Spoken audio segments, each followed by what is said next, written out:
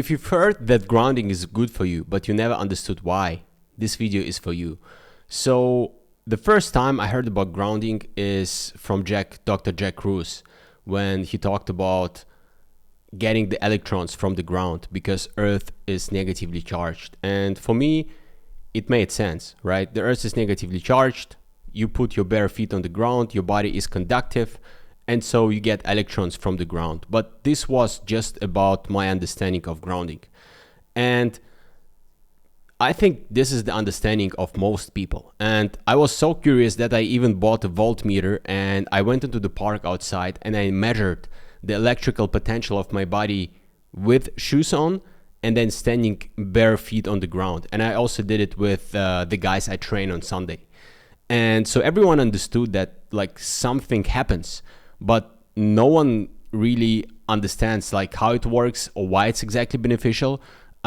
So what I did over the past couple of weeks, I really dug deeper into the grounding research, and I tried to pull all the papers I could find. I purchased the grounding book by Clint Ober, Earthing, the most important health discovery, and also read through the grounding papers. And by doing it, I'm just amazed what a big of an impact it has. I mean, obviously it's not a panacea, but now I believe it's one of those environmental inputs, just like sunlight, that it's extremely important, and we disconnected from it not a long time ago. And I think bringing back this grounding practice, at least in my life, has already made a big difference. So my history with grounding is exactly that. I would take my shoes off whenever I could, but I never made a consistent practice of grounding.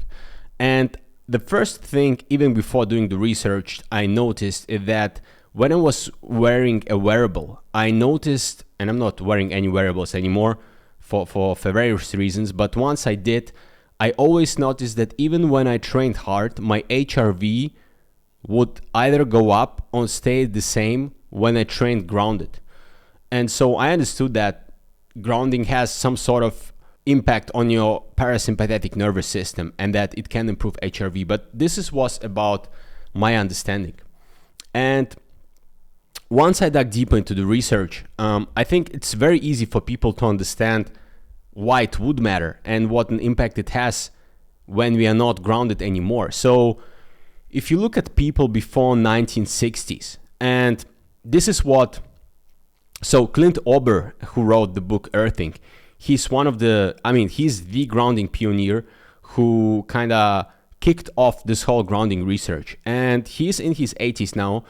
And what he tells us that before 1960s, it was not even common to wear shoes all the time, right? So he lived on the farm, and most of the times he would be either barefoot, like children would play barefoot, outside, or you would wear leather-soled shoes, which are, if you have a thin leather sole and you have moist feet, then the body soles and also the leather are kind of semi-conductive. So you're not insulated from the ground as most people are today wearing rubber sole shoes.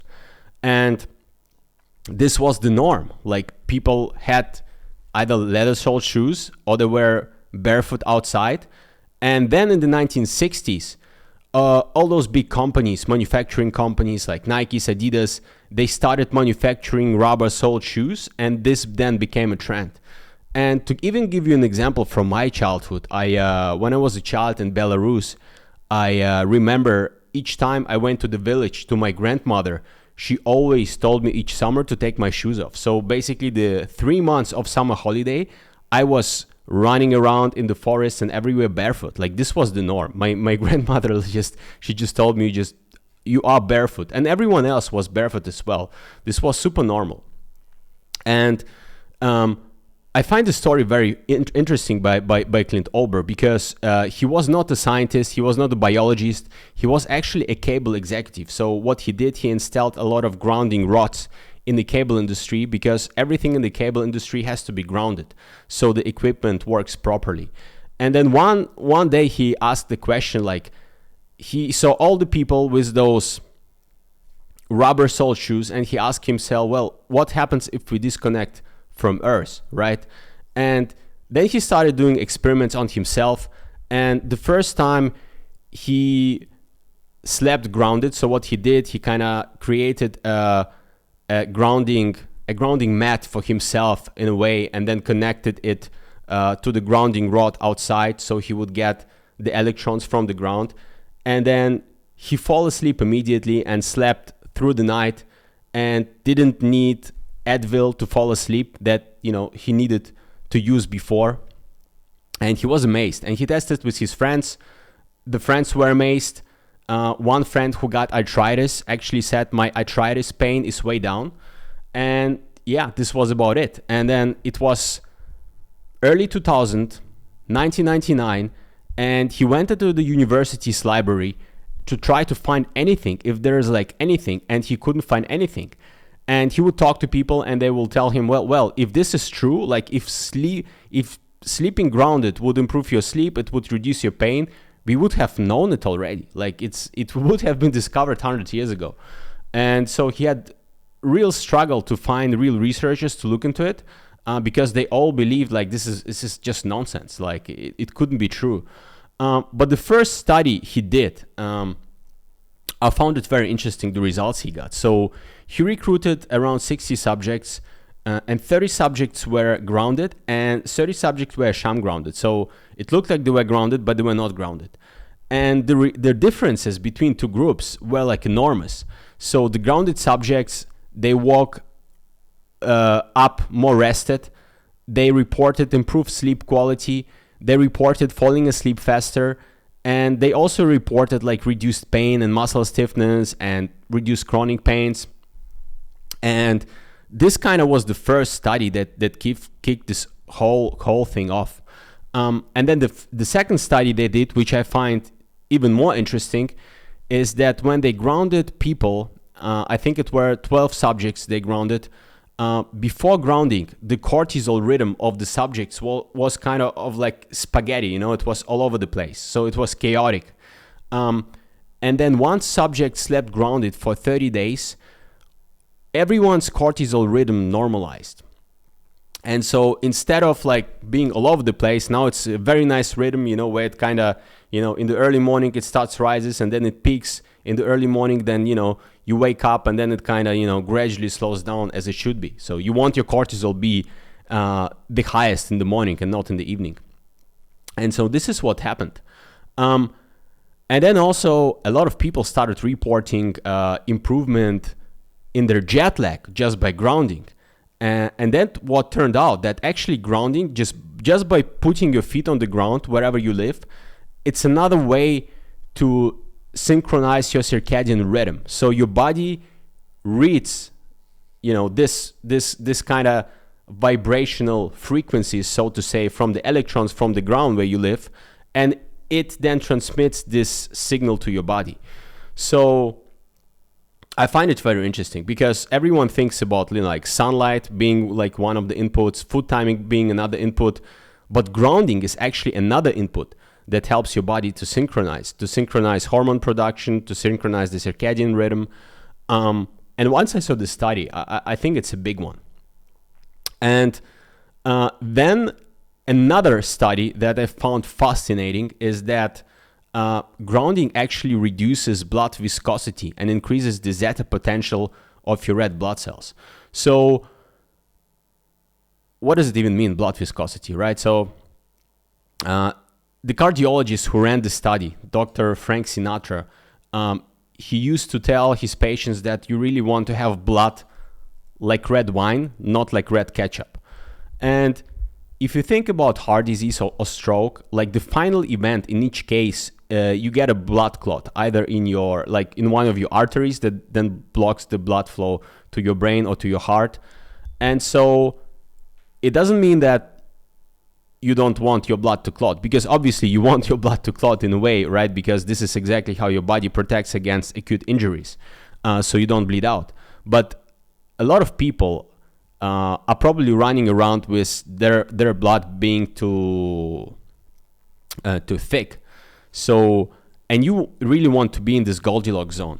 And so what they did, and I find it fascinating, I might even show you how it actually looked at the spectrometer, the red blood cells. So what they found is that just after, I think it was probably 40 minutes or 1 hour of grounding, the blood started clotting less, and the zeta potential is basically the electrical surface charge of the red blood cells membranes. It increased, and so it kind of acted as a magnet, right? So the red blood cells repelled themselves, and the blood was less, like clotted less.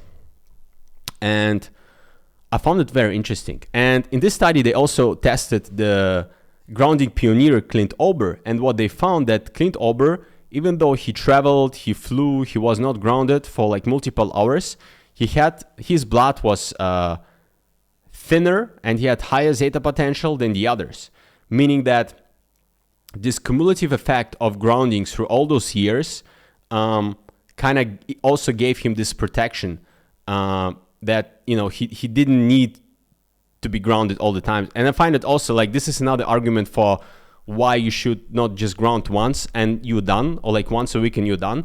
You really need to make a consistent practice of doing so, because it doesn't just help you in the moment and during the day, it also has an accumulative effect. And I'll talk about it a little bit later. Another fascinating study I find is a recent one from 2025 from University of California, Davis. And what they did, they actually tested how grounding impacts the mitochondria. And what they found out is that the mitochondria produced 5 to 11% more ATP grounded versus ungrounded. And mitochondria also produced 22 to 33% less reactive oxygen species. And also, very interesting, the mitochondrial membrane potential decreased by 5 to 6%. Well, you probably heard that it's a good thing, you know, to have higher mitochondrial membrane potential. And so it's kind of counterintuitive. But what they also argue in the study is that it actually makes a lot of sense, because even like a modest reduction in the membrane potential exponentially lowers the reactive oxygen species production while maintaining an increased ATP output. So your mitochondria kind of runs cleaner and more efficiently, grounded versus ungrounded. And then another thing they found is actually like that most of the research done on the mitochondria, it's actually done in the grounded mitochondria and not the ungrounded mitochondria. So, and imagine most people these days are ungrounded, right? And the research we are doing is on the grounded mitochondria. So, like, what are we finding? What are we finding out? Other studies I found very interesting are the studies in athletes. So, the Tour de France team, the Tour de France Discovery team, actually used grounding during Tour de France in 2027, I believe it was.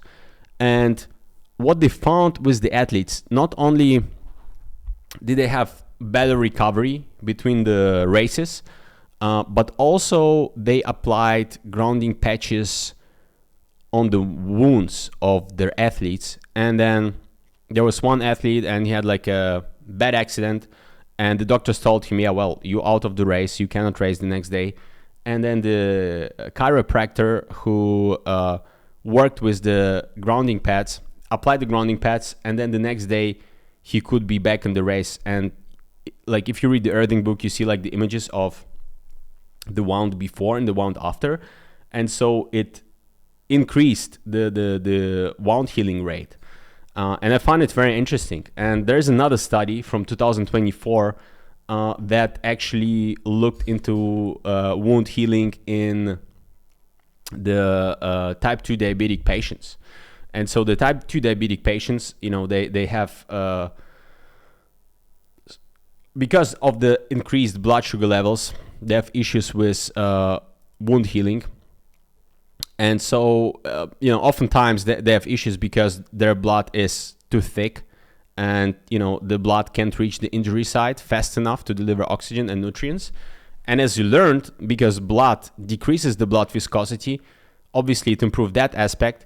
But then there are also a second aspect: when the skin is injured it kind of generates its own electrical field as a repair signal. And so repair cells then migrate toward the signal, and grounding amplifies it by continue supplying electrons from the ground. And so research showed that this actually tripled the speed of skin cell recovery, because you have this excess of the electrons flowing towards it. And I find it very fascinating. Same thing with recovery from exercise. So there've been multiple studies that actually look at delayed onset muscle soreness.